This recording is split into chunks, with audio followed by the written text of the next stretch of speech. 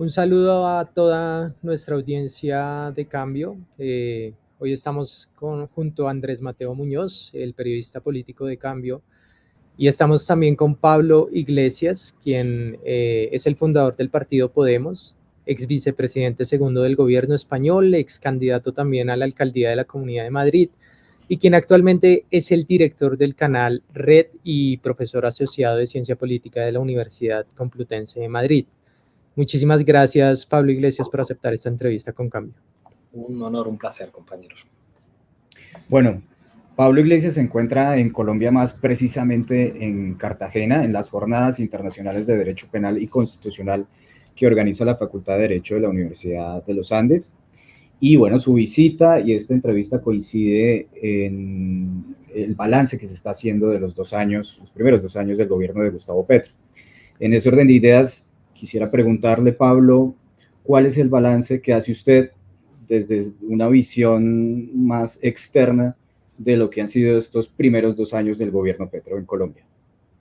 Bueno, con toda la prudencia que implica hacer un análisis desde fuera y no siendo ni mucho menos experto en política colombiana, pero hay algunos datos que están ahí. Nosotros en Diario Red publicamos en junio una encuesta de CELAC que señalaba un enorme grado de satisfacción por parte de la ciudadanía colombiana con las medidas del gobierno Petro. Y los datos disponibles que cualquiera puede consultar pues son interesantes. La reforma de las pensiones no solamente es apoyada por la mayor parte de la ciudadanía, sino que ha implicado una serie de transformaciones en la redistribución de la riqueza en el país que son altamente positivas. Lo mismo en lo que se refiere a políticas educativas y políticas sanitarias. En lo que se refiere al transporte, algunos colombianos me han dicho que ya hay tren, o sea que empieza a ser una realidad en el país. Incluso los miembros de las Fuerzas Armadas se han visto beneficiados por mejores salarios y mejores condiciones de trabajo. Se han producido avances en muchos ámbitos, a pesar de las dificultades parlamentarias del gobierno, a pesar de los enormes ataques, muchas veces a través de fake news y a través de una violencia mediática atroz que el gobierno del presidente recibe. En lo que se refiere, que esto sí lo conozco más, a la política internacional, Colombia se ha convertido en un referente en la defensa de los derechos humanos, haciendo de la defensa de la causa palestina frente al genocidio israelí, convirtiendo a Petro en una voz decidida y una voz enormemente valiente, defendiendo la causa palestina y defendiendo los derechos humanos y señalando de manera implícita la hipocresía de muchos estados supuestamente democráticos que están defendiendo o mirando para otro lado en lo que se refiere al genocidio israelí. Nosotros siempre hemos dicho que América Latina es de alguna manera la gran reserva ideológica de la izquierda a nivel mundial y en estos momentos el presidente Petro es una referencia de la izquierda en todo el mundo. Ayer pude decir en una entrevista en la televisión pública colombiana que quizá desde Salvador Allende no había habido una figura en la izquierda de América Latina que había sido capaz de tener una fuerza ética e ideológica como la que tiene el presidente Petro. Pablo, pero ¿usted considera que esta manera de manejar la diplomacia internacional del presidente Petro podría llegar a ser considerada ambivalente? Lo digo precisamente por esto que usted menciona, que ha sido muy activo criticando a Israel, defendiendo por supuesto a Palestina y la causa palestina, pero cuando ocurre la votación, por ejemplo, de Venezuela, mantuvo un silencio de varios días y para otros eventos internacionales, digamos, también ha mantenido este silencio. ¿Usted considera que hay alguna forma de ver esto como una ambivalencia, como que tiene un doble rasero en su manera de ver la diplomacia internacional? Creo que comparar el genocidio en Palestina con un proceso electoral seguramente muy discutible podría llegar a ser frívolo. Cuando alguien dice, oiga, están asesinando niños palestinos, están practicando un genocidio, ya, pero Venezuela de alguna manera Venezuela se ha convertido en un artefacto hipócrita de la derecha en todas partes para, a la vez que se dice, oiga, están ustedes defendiendo el sionismo, están ustedes defendiendo a Donald Trump, quieren ustedes traer a Colombia el modelo de la Argentina de Milei, cada vez que se habla de estas cosas, pero Venezuela, pero Venezuela, pero Venezuela. En lo que respecta al proceso electoral en este país, el presidente Petro, junto al presidente Lula y junto al presidente AMLO, han planteado algo que es decir mucho cuando se trata de un proceso electoral en otro país, y es señalar que tienen que darse a conocer las actas, que el Consejo Nacional Electoral de Venezuela tiene que dar a conocer las actas.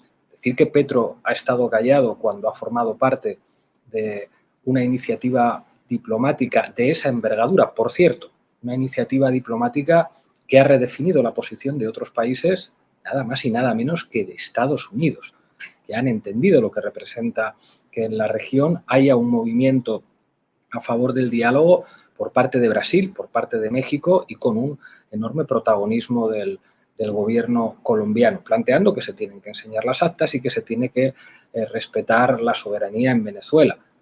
Eso, en contraste con los que básicamente llevan 15 años creyendo que haya un golpe de Estado en Venezuela, porque eso lo sabemos todos, habla de una figura política responsable. A propósito de Venezuela, el gobierno de Petro ha regularizado a 600.000 migrantes venezolanos aquí. Eso no es estar callado. Eso es asumir una enorme responsabilidad de un problema de orden humanitario que nadie puede ignorar. En Venezuela hay muchos problemas, pero oiga usted, decir que en un país en el que la oposición gobierna muchas alcaldías, gobierna en muchos territorios y se presenta a las elecciones y presentarlo como una dictadura, eso es una barbaridad. Y decir esto no es ser fan de Maduro ni estar de acuerdo con el Partido Socialista Unificado de Venezuela, es simplemente decir la verdad, decir que la oposición venezolana ha practicado el golpismo no es ideológico, es decir la verdad, y ahí están los hechos. Frente a eso, yo creo que las iniciativas diplomáticas que apuestan por el diálogo y, ojo, que le están diciendo a un gobierno de un país soberano que tiene que enseñar las actas, es decir muchísimo, muchísimo. Pablo, siguiendo lo del tema de Venezuela, claro, se pide la publicación de las actas y un escrutinio independiente sobre las mismas, pero ¿cuál es ese proceso de transición a mediano plazo que usted ve en Venezuela, de diálogo entre la oposición y el gobierno? ¿Cómo poder o alcanzar a normalizar un poco la situación política en Venezuela, que quizás va mucho más allá de la publicación de las actas? No lo sé. Yo creo que el nivel de enfrentamiento político entre el oficialismo y los diferentes sectores de la oposición en ese país, cuando además se ha convertido en un artefacto de política internacional para dañar a la izquierda en todo el mundo y, digamos, teniendo claro todos los movimientos que ha habido para provocar un cambio de gobierno en el país, casi siempre por vías no democráticas, pues hacen que sea difícil de imaginar el diálogo. Creo que hay un factor que va a tener mucho peso y es la geopolítica y la situación económica en Venezuela. La situación económica en Venezuela ha mejorado en los últimos años respecto a los periodos más críticos que han provocado que 9 millones de venezolanos se fueran del país. Eso es una situación enormemente seria. Pero la situación económica ha mejorado en los últimos tiempos y la guerra de Ucrania en Europa ha hecho que el petróleo venezolano vuelva a ser enormemente valorado por algunos estados que acusaban a Venezuela de ser una dictadura, pero que, porque la geopolítica a veces está por encima de cualquier otra consideración, ante la necesidad de petróleo, han cambiado su posición. Esto en la prensa se ha visto, en la prensa española se ha visto de manera clara. Hace unos años en la prensa española a Maduro le llamaban dictador y en los últimos años le han pasado a llamar presidente. No porque haya cambiado su consideración de Venezuela, sino porque hay muchos intereses empresariales españoles en Venezuela. España está exportando más petróleo a Venezuela, está exportando más petróleo a España que nunca, y esto mismo ocurre en muchísimos países, empezando por los Estados Unidos, que necesitan el petróleo venezolano. Esa situación geopolítica, unida a una situación económica distinta en el país, creo que puede contribuir o debería contribuir a una cierta estabilización política. Pero también es cierto que esto no ha ocurrido nunca en las últimas décadas. Yo tampoco soy ni muchísimo menos experto en política venezolana, pero creo que todos los demócratas deseamos que la convivencia se pueda abrir paso. Al foro que está asistiendo usted, Pablo Iglesias, en Cartagena, el panel que va a tratar es sobre protesta social y Estado de Derecho. Entonces me gustaría preguntarle también un poco cuál es su opinión, en primer lugar, sobre la manera en que se protesta en Latinoamérica, y algo muy curioso que he visto, hablando de Venezuela, es esta forma de protesta digital que está surgiendo, que es a través del metaverso o a través de Roblox, como que salen unos muñequitos a protestar. Y, por ejemplo, en el caso de Palestina también el uso de esta imagen que dice todos los ojos en Rafa. ¿Usted considera que esto es una forma de protesta y está, digamos, al mismo nivel que salir a las calles y protestar, o cuál es la gran diferencia? La función de una movilización es influir en la agenda mediática. La clave de salir a la calle es que te vean, y no solamente que te vean los vecinos que pueden asomarse a la ventana de su casa y ver que la gente está marchando y protestando. La clave es que los medios de comunicación se tengan que hacer eco de la protesta. De hecho, la propia actitud de los medios de comunicación define las posibilidades de éxito de una protesta.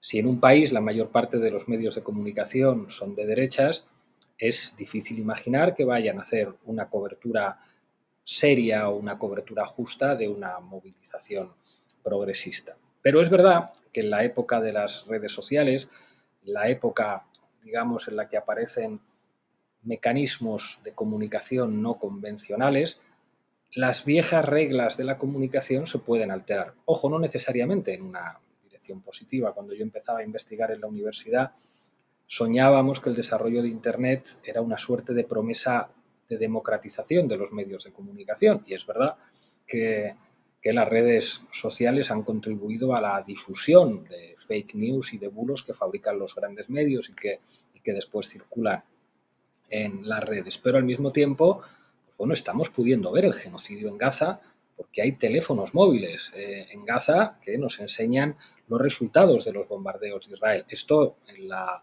Primera Guerra del Golfo Pérsico no lo podíamos ver, o en conflictos anteriores. Hoy en día, la acción represiva de las fuerzas de orden públicos es difícil de ocultar en las redes sociales. Si en las movilizaciones, sean del carácter que sean, hay activistas con teléfonos móviles que suben esas imágenes a las redes. Digamos que las redes sociales son un nuevo terreno de combate político, y aquí aparece algo preocupante. El dueño de una de las redes sociales más importantes, X, que antes se llamaba Twitter, es un fascista. Es un propagador de fake news, de noticias falsas. Es alguien que básicamente se ha comprado un medio de comunicación para utilizarlo políticamente. Siempre hemos dicho nosotros desde Canal Red que para entender un medio de comunicación hay que conocer su estructura de propiedad. Es imposible que si una revista es propiedad de un banquero o de una gran eléctrica, o si depende de la publicidad de un banco o de una gran eléctrica, pueda escribir algo que vaya contra los intereses de sus propietarios, y eso limita la acción del periodismo. Bueno, pues lo que ocurre con algunas redes sociales es algo parecido. X, no sé si alguna vez fue una red social neutral. Desde luego ahora con Elon Musk al frente no lo es. Sobre eso, sobre X, quiero preguntarle, Pablo, que el presidente Gustavo Petro es muy activo en esa red social y eso para unos es dañino, le ha hecho daño, ha generado confusión, y para otros es una forma de saltarse quizás una talanquera de los medios o de interpretaciones que se están haciendo. ¿Usted cómo cree que debe ser la relación de un jefe de Estado con X, ahora con el contexto de Elon Musk también como dueño de esa red social? Yo creo que muchos asesores del presidente Petro sueñan con quitarle el celular de las manos muchas veces. Pero creo que Petro ha entendido lo que significa la lucha ideológica y que un jefe de Estado en el año 2024 no puede estar escondido en una jaula de cristal, no puede parapetarse en su significado institucional, decir mi reino no es de este mundo y no entrar a la pelea cultural e ideológica que representan las redes sociales. Es evidente que tiene riesgos. Todos los que tenemos una cuenta en X sabemos que nuestro estado de ánimo, muchas veces pues el mismo que te hace ir manejando un auto y decirle cualquier barbaridad al auto que tienes al lado, se puede traducir en un trino, como dicen ustedes, que si respiraras un poco más matizarías. Pero creo que la espontaneidad y la autenticidad de Petro a la hora de decir las cosas que dice en la red social le convierten en un poderosísimo medio de comunicación. Y eso es muy importante. Yo creo que Petro sabe que él es un medio de comunicación y que es un medio de comunicación en un contexto en el que la correlación mediática de fuerzas en Colombia es extremadamente favorable a la derecha. ¿Cómo puede haber democracia en un país si el 90% de los medios de comunicación están en manos de la derecha y si incluso normalizan la mentira? Nosotros analizamos mucho el trabajo de Vicky Dávila y muchas veces tenemos la sensación de esta señora es una delincuente informativa. Es criminal la actividad de esta señora que se hace llamarse a sí misma periodista y que representa una oposición política, un presidente democráticamente elegido mucho más poderosa que la que podría tener cualquier otro candidato. Esto no es algo exclusivo de Colombia, esto ocurre en muchos países. El ejercicio de la violencia mediática por supuestos periodistas que en realidad son activistas que utilizan la mentira como instrumento político. Ojo, es perfectamente legítimo que los periodistas sean de derecha. Los periodistas pueden ser de derechas, de izquierdas y que sus valores determinen sus enfoques a la hora de hacer periodismo, pero lo que no pueden es mentir, lo que no pueden es manipular de una manera tan burda. Claro, frente a esa correlación, frente a la violencia mediática de la que el presidente es objeto, yo creo que es muy inteligente por su parte que él asuma que él mismo es un medio de comunicación, aunque tenga muchos menos instrumentos que lo que tiene enfrente. Me llama la atención que mencione el caso de Vicky Dávila, porque digamos lo que podemos ver en la política nacional es que tanto periodistas como influenciadores están incurriendo en la política, que se muestran en un principio como personas independientes, interesadas en lo público y después se revela cuál es como su verdadera agenda y su interés político. Yo quería preguntarle, especialmente usted que se ha ganado premios de periodismo y que ejerce el periodismo, ¿cuál es la línea que debe tener un periodista? O sea, ¿hasta dónde es periodismo y hasta dónde se hace política? ¿O cuál debería ser, digamos, la posición de la gente frente a un periodista que utiliza un servicio, un medio de comunicación para, de algún modo, hacer campaña política? El periodismo siempre es política y está bien que sea así. La praxis profesional del periodismo implica asumir una serie de valores. Ustedes dos, que se dedican a esto profesionalmente, saben que la elección de un titular es una elección política. ¿En dónde vamos a poner el foco? La decisión sobre dónde ponemos el foco es una decisión política. Si en una movilización en la que ha habido algunos enfrentamientos entre manifestantes y policías, podemos poner el foco en los policías heridos, podemos poner el foco en los manifestantes heridos, podemos poner el foco en las reivindicaciones, podemos elegir dónde ponemos el foco y cuando lo elegimos tomamos una elección política. Eso es normal, eso es legítimo, eso es algo que la derecha ha entendido siempre. ¿Por qué los ricos, por qué los millonarios se compran medios de comunicación que en general son muy poco rentables, con la excepción de los periódicos deportivos? los millonarios se compran medios de comunicación porque saben que son determinantes a la hora de influir en lo que la gente piensa, que son los grandes actores ideológicos. Eso es inevitable. Y todo periodista es un actor ideológico. Pero una cosa es eso, que yo creo que hay que asumir con naturalidad, y otra cosa es mentir y no desarrollar de una manera rigurosa una práctica profesional. Ustedes saben que si van a dar una noticia, la tienen que contrastar. Tienen que tener fuentes suficientes para poder dar esa noticia. Ustedes saben las llamadas telefónicas que tienen que hacer a las personas implicadas antes de dar una noticia. Ustedes saben que tienen que apoyarse en datos. Y luego, cada medio puede tener sus valores. Canal Red es una televisión de izquierdas.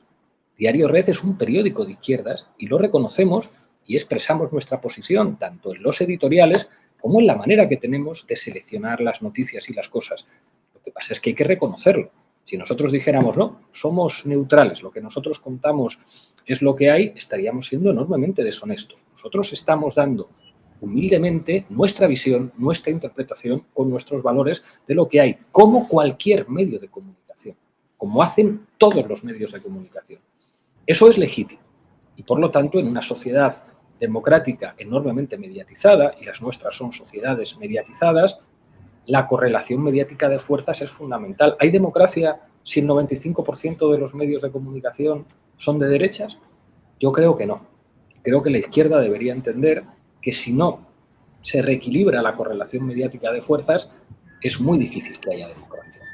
Pero Pablo, no se caería ahí en un riesgo y es que todos los medios sean ideologizados de alguna manera. Digamos, acá en Colombia está pasando con el canal público RTBC, que se está volviendo un medio de comunicación que es propaganda de un gobierno. ¿No cree que podríamos caer en ese riesgo? Yo creo que no es cierto que el canal público de televisión sea propaganda del gobierno. El problema es que ustedes en Colombia estaban acostumbrados a que todos los medios de comunicación y los públicos fueran de derechas. Y entonces hay quien dice, no, cuando un medio de comunicación pública es uribista y favorable a los paramilitares, es un medio de comunicación normal. Pero si de repente el medio de comunicación se orienta más hacia lo que ha votado la mayor parte de los colombianos, entonces hablamos de propaganda. Propaganda es cuando los medios de comunicación están siempre en manos privadas. ¿Cómo va a haber pluralidad informativa? Los propietarios de todos los medios de comunicación son millonarios. ¿O es que algún millonario va a permitir que un periodista escriba algo que pueda afectar a sus intereses? Eso es imposible. Yo he escuchado decir a periodistas, a mí jamás me han llamado para decir lo que tengo que escribir, porque usted no ha escrito determinadas cosas. Con algunos no hace falta que les censure nadie, ya se autocensura. Que escriba a alguien en Semana algo que afecte a los propietarios de Semana, y ya les digo yo el tiempo que le va a durar el salario ahí. Entonces yo creo que hay que plantear un debate. No hay democracia si todos los medios de comunicación son privados. ¿Por qué no puede haber medios de comunicación comunitarios? ¿Por qué los medios de comunicación públicos no pueden representar un contraste ante el dominio no democrático de sectores oligárquicos en buena parte de lo que pueden leer, ver y escuchar la mayor parte de los colombianos y las colombianas? Propaganda es lo que llevan haciendo durante décadas los medios de comunicación propiedad de los banqueros en este país y en muchos otros países. Y eso es gravísimo. De hecho, ¿tiene sentido que un banquero pueda ser dueño de un medio de comunicación? ¿Tiene sentido que un gran empresario pueda comprarse su propia televisión y sus propios periódicos? ¿Es eso compatible con la democracia y con la pluralidad inherente a una sociedad compleja y democrática? Perfecto. Pablo, el tema de la izquierda en Latinoamérica también ha implicado superar las divisiones internas y creo que en eso está ahora el pacto histórico, que fue una coalición de movimientos que llegó a Gustavo Petro a la presidencia y que tiene el reto de volverse en un partido único. Ustedes en España vivieron también una experiencia de superar divisiones y llegar a consensos. ¿Por qué a veces parece tan complejo llegar a una unidad programática, ideológica de la izquierda en varios países? Lo hemos visto en otras realidades, en Argentina, incluso en la misma Venezuela en algún momento. ¿Por qué es tan complejo llegar a ese escenario de unidad? Yo creo que los que mejor explicaron esa complejidad fueron los Monty Python en La vida de Brian.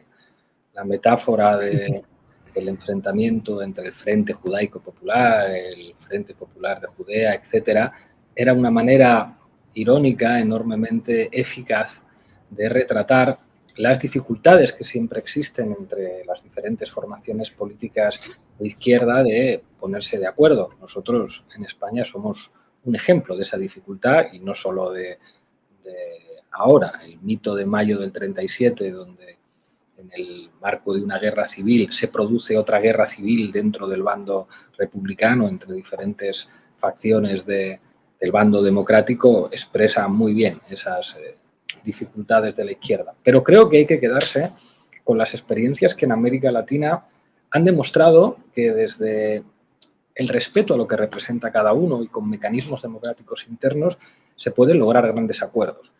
Hay un ejemplo mítico, que es el del Frente Amplio en Uruguay, con una enorme tradición unitaria desde hace muchísimos años. En Chile se han logrado avances notables de entendimiento entre diferentes sectores de la izquierda. La propia experiencia del pacto histórico, con todas sus dificultades, con todos sus problemas, está detrás de algo que algunos pensábamos que iba a ser imposible, gobernar a la izquierda en Colombia. A mí me dicen hace 10 años que va a gobernar la izquierda en Colombia y nunca lo hubiera querido posible en un país en el que la oligarquía lleva controlando el poder político desde hace 200 años. O la propia experiencia francesa con el nuevo Frente Popular, donde también se convierte en el gran triunfador en las últimas elecciones, con la Francia insumisa como fuerza motor del nuevo Frente Popular en Francia para derrotar a la ultraderecha. Con todas las dificultades, yo creo que hay que tratar de aprender de las experiencias de confluencia y de acuerdo que han sido exitosas. Pablo, hablando de esto, ¿cuál cree usted que es el interés geopolítico de Colombia, especialmente en la relación que tienen varios partidos de España con varios partidos de Colombia? ¿Cuál es esa importancia geopolítica mundial que tiene Colombia para ustedes? España es, si algo le queda a España como país de importancia mundial, es que comparte idioma con América Latina. España ya no es el país más importante en el que se habla castellano.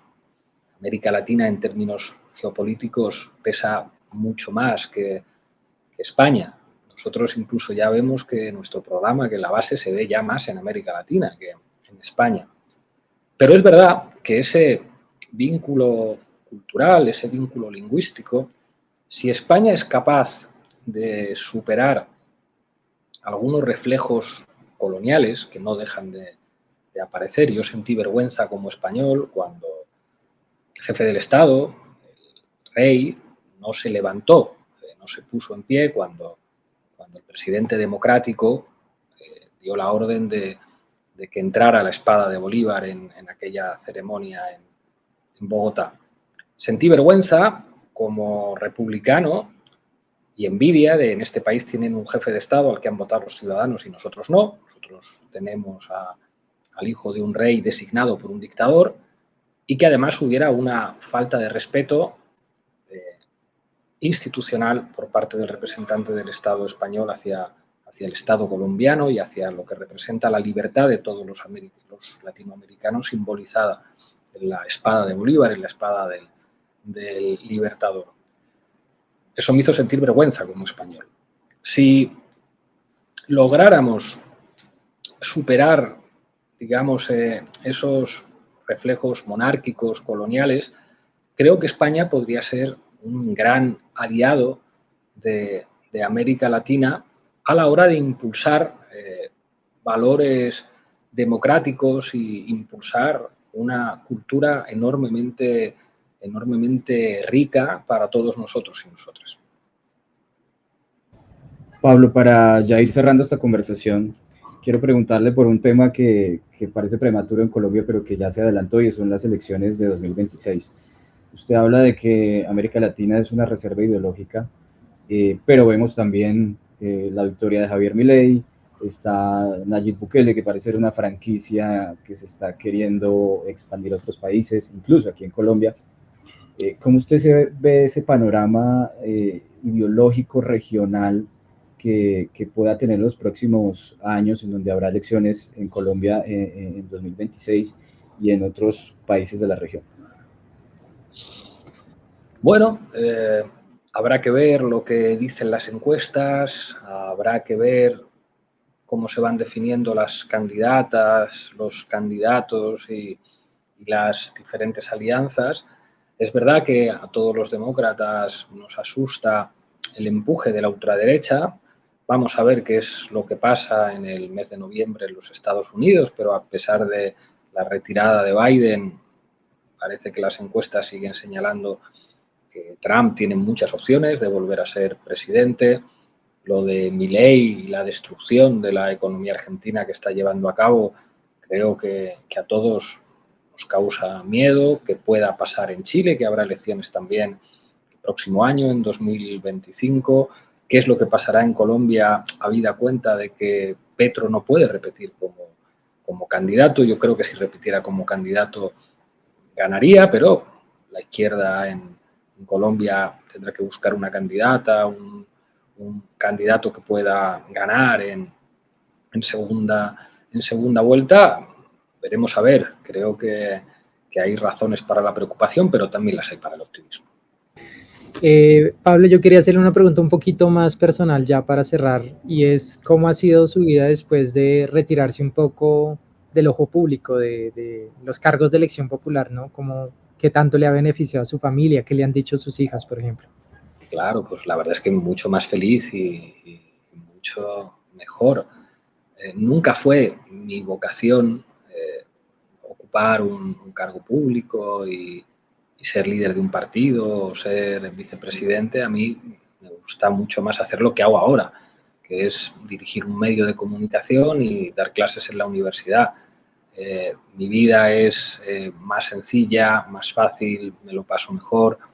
La violencia y la presión contra mi familia que padecimos, pues ya, digamos, no es lo mismo.